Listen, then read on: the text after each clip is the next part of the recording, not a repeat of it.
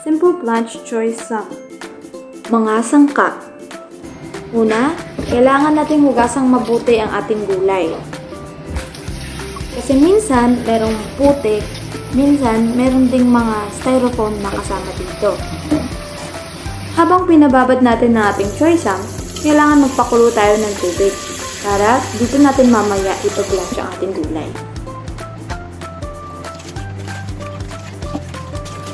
Pagkatapos ng 3 minutong pagkababad nito sa tubig, kailangan putulin natin ang sanga ng ating choy sam kasi masyadong malaki. Saka mahirap ito kainin kapag hindi natin siya puputulin.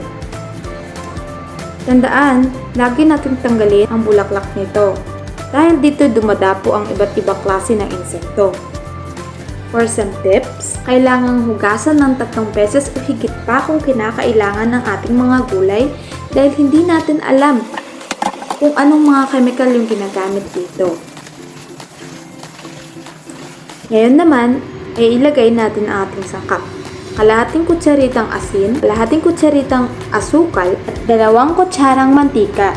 Ito ang magsisilbing pampalasa ng ating gulay. Ngayon, ilagay natin ang ating gulay.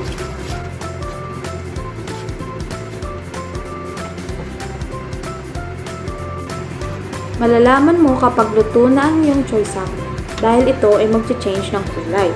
Ilagay ito sa serving dish. At handa na po itong i-serve. Thanks for watching!